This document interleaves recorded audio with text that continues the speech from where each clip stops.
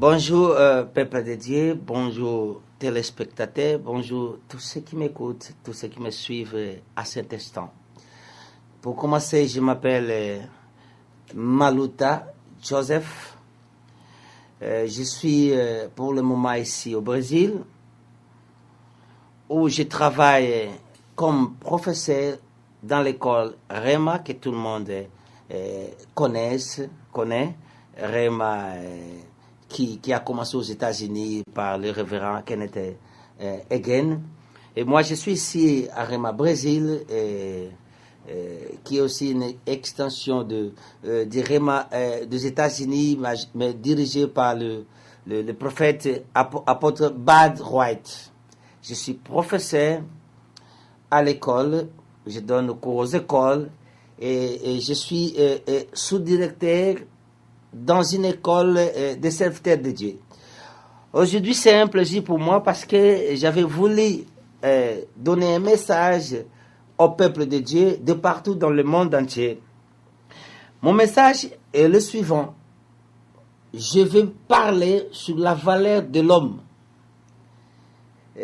Quand je lisais la Bible, et quand j'ai vu ces versets bibliques, quand je lis ces chapitres des psaumes, et ce chapitre m'a beaucoup émerveillé et m'a beaucoup réveillé, m'a beaucoup fortifié de comprendre, de savoir qu'est-ce que l'homme. Beaucoup vont se poser des questions, mais nous connaissons ce qu'est l'homme. Mais ce que moi je vais dire, ce n'est pas ce que les scientifiques disent. Je ne vais pas parler de la biologie, mais je vais parler de l'homme selon Dieu, selon la Bible. Bien-aimés, ce message que je vais vous communiquer aujourd'hui va changer la façon de travailler de chacun de nous, la façon de progresser, la façon de diriger sa vie, la façon de croire. Ça va motiver la foi, ça va révolutionner la foi de tous les chrétiens, premièrement. Qu'est-ce que je lis ici? Ici, c'est David qui parle dans le livre de Psaume 8. David dit dans le livre de Psaume 8, verset 4, il dit ceci. Quand je contemple le ciel, ouvrage de tes mains, la lune et les étoiles que tu as créées, qu'est-ce que l'homme pour que tu te souviennes de lui? Et le Fils de l'homme pour que tu prennes garde à lui. Ici, c'est David. David dit, quand je regarde les cieux et la terre, l'ouvrage de tes mains, il était très content. Il poussait des louanges, des adorations à Dieu. Et puis, il a descendu un peu plus bas, il dit,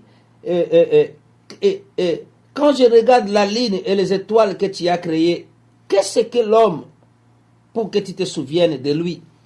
David, il a voulu savoir pour que Dieu a l'idée, pour que Dieu a les yeux fixés sur l'homme.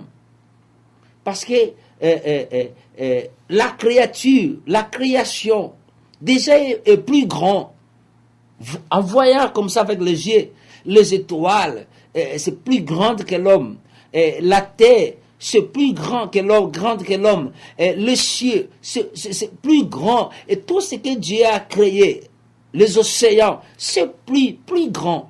Mais maintenant, il a compris que les yeux de l'Éternel ne sont pas fixés sur les étoiles. Bien qu'elles sont grandes, dans la lumière sur la surface de la terre, quand il regarde le soleil, c'est grand. Mais Dieu n'a pas les yeux sur le soleil. Non. Dieu n'a pas les yeux sur les étoiles. Non. Dieu n'a pas les yeux fixés sur la terre. Non. Dieu a les yeux fixés sur l'homme. Et David s'est dit, mais pourquoi Dieu ne peut-il pas fixer les yeux sur les étoiles parce qu'elles sont grandes, le soleil est grand, la lune est grande, la terre est grande. Pourquoi Dieu ne regarde pas ces choses qu'il a créées, mais Dieu, les yeux de Dieu sont sur l'homme? Pourquoi? Bien-aimés, si nous allons comprendre, comme David, pourquoi les yeux de l'Éternel ne sont pas sur les ouvrages, sur le soleil, la terre, sur le ciel, mais sur l'homme. Pourquoi? L'homme étant petit, regarde ma taille, compare-moi avec la lune. Je ne sais pas comment est-ce qu'on peut me comparer avec la lune, la terre même. On ne peut pas me comparer avec ça. Mais Dieu me regarde. Et Dieu te regarde. Pourquoi Dieu te regarde? Pourquoi il a les yeux fixés sur l'homme? Pourquoi Dieu parle toujours avec l'homme? Je n'ai jamais entendu un jour Dieu envoyer un message pour le soleil. Je n'ai jamais entendu une prophétie parlant de la ligne, parlant de la mer. Les prophéties, les messages, toujours l'homme. La nuit, les jours, Dieu parle de l'homme. La Bible, Dieu ne parle que de l'homme. Dieu a les yeux fixés sur l'homme. Tout ce qu'il fait, tout ce qu'il est, il parle. Il ne le fait que pour l'homme. Il ne parle que pour l'homme. Mais pourquoi? On va descendre un peu. David dit ici dans le verset 5, qu'est-ce que l'homme pour que tu te souviennes de lui? Et le fils de l'homme pour que tu prennes garde à lui. Verset 6, il dit, tu l'as fait de peu inférieur à Dieu. Oh, écoute, une grande révélation.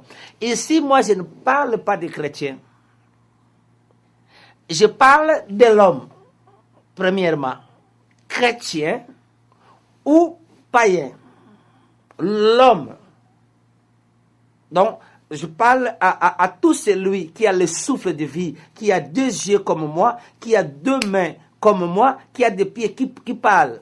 La Bible dit que Dieu a créé l'homme, il l'a fait de peu inférieur à Dieu. Gloire à l'Éternel. Les arbres, loin de Dieu. La lune, loin de Dieu. Le soleil, loin de Dieu. La terre, loin de Dieu. Mais la Bible dit l'homme, Dieu l'a fait peu inférieur à Dieu. Qu'est-ce que j'ai découvert par là? Qu'il n'a pas une grande différence entre l'homme et Dieu. Il y a une différence, mais il n'y a pas une grande différence. Ce n'est pas moi qui le dis, c'est la Bible. Il dit ici, tu l'as fait de peu inférieur à Dieu. De peu inférieur. L'homme est inférieur à Dieu. Mais cette différence, ce n'est pas grand. C'est-à-dire, par là j'ai compris que dans l'homme, il y a des qualités qui sont à Dieu. Quand Dieu a créé l'homme, certaines qualités, potentialités qui sont à Dieu, Dieu les a pris et les a mis dans l'homme. Certaines qualités, certaines potentialités, Dieu a mis ça dans l'homme. Dieu a pris une partie de sa puissance, Dieu a mis ça dans l'homme. Revenons un peu. On va un peu rentrer là en Genèse. Quand Dieu a créé, il a fondé la terre, Dieu parlait que la lune soit, la lune fut, les étoiles soient, les étoiles furent. Mais quand il est arrivé à la création de l'homme, il dit, créons l'homme à notre image. On s'arrête là. Quand on dit l'image de la chaise, l'image de la chaise n'est rien d'autre que la chaise. Mais il y a une différence. Comme je soulève ma main, ici, il y a une image. Cette image a la forme de ma main. Mais elle n'est pas comme ma main. Mais elle a la forme de ma main. Elle bouge comme ma main bouge. Quand ma main bouge, l'image bouge.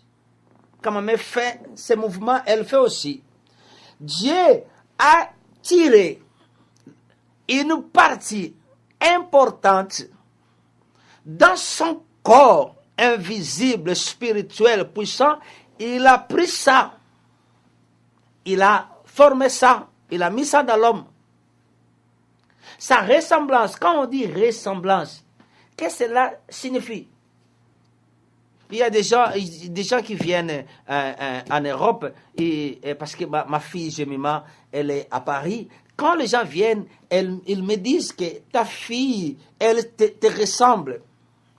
C'est-à-dire, ils ont remarqué que certaines parties de mon corps, ils ont vu que ma fille a un nez comme moi, elle a une bouche comme moi, elle sourit comme moi, elle bouge, elle marche comme moi.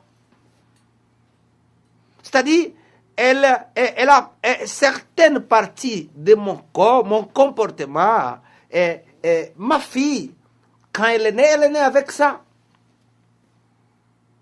L'homme est créé avec les potentialités divines, c'est-à-dire certaines potentialités, qualités divines, qualité de Dieu. Quand Dieu a créé l'homme, Dieu a mis ça dans l'homme. Pour te dire que l'homme peut parler comme Dieu. L'homme peut faire ce que Dieu fait. L'homme peut marcher comme Dieu. L'homme peut se comporter comme Dieu. Raison pour laquelle nous voyons dans le monde beaucoup de gens réussissent. Même s'ils ne sont pas des chrétiens, nous voyons certains mondains, ils réussissent, ils arrivent même à faire des exploits dans ce monde. À combien plus forte raison les chrétiens? Un chrétien est un homme double. Un chrétien, il a premièrement l'image de Dieu comme tout le monde, la ressemblance de Dieu comme tout le monde, il est né de nouveau, il a maintenant l'autorité divine. L'autorité céleste que le premier homme a perdu dans le jardin. Parce que l'homme normal a perdu l'autorité dans le jardin. A perdu ça dans le jardin. L'homme normal peut réussir dans cette terre, dans ce monde. L'homme normal peut réussir. Pour que tout ce que l'homme fait dans ce monde vient de Dieu.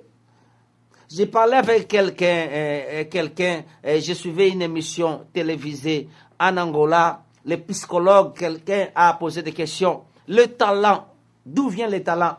Un mondain psychologue a dit, le talent, ce sont les potentialités que Dieu a mis dans l'homme.